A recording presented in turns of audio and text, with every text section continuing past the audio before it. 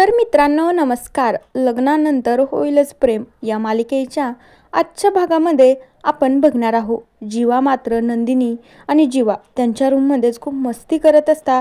त्यानंतर नंदिनीला पण आवरून आनंद निवासला जायचं असतं आणि तिने जीवाला असं सांगितलेलं असतं की जीवा आता तुम्ही पण आजपासून ऑफिसला जायचे, आता आपली नाटके आपला धिंगाणा बस झाला बरं का.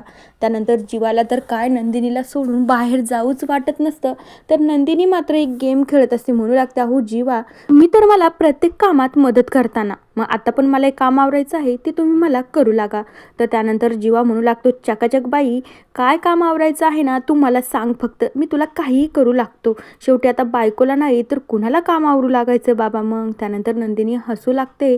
त्यानंतर नंदिनी म्हणू लागते हे बघा आपल्याला साडीची घडी मारायची आहे, मी एक साईड पकडते आणि तुम्ही एक साईड पकडा. त्यानंतर साडी तर खूप लंबी असते. त्यानंतर मग जीवाला ती साडी पकडण्यासाठी रूमच्या बाहेर जाऊन उभं राहावं लागतं. नंदिनी घडी मारत मारत जाते आणि डायरेक्टली दरवाजाच लावून घेते. त्यानंतर नंदिनी खूप हसू लागते. म्हणू लागते जीवा हे बघा झाली माझ्या साडीची घडी मारणं आणि तुम्ही पण बाहेर गेला आहात.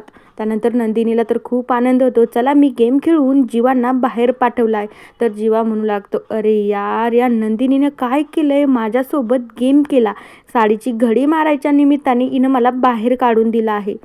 दुसरीकडे काव्या तिची रूम आवरत असते आणि पार्थ नेमकाच फ्रेश होऊन तिथे येऊन बसलेला असतो. तर रम्या देखील काव्याकडे येत असते.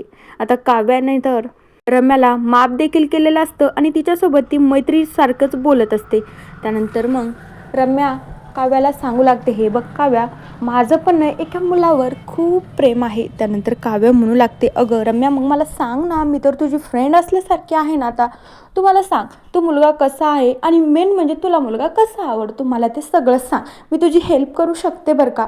पार्थ देखील त्यावेळी तिथेच असतो. पण पार्थला हे सगळं रम्या बोलत असते ना तर पार्थचा तिच्यावर अजूनही विश्वास बसलेला नसतो, कारण रम्याने खूप खोटेपणा केलेला असतो.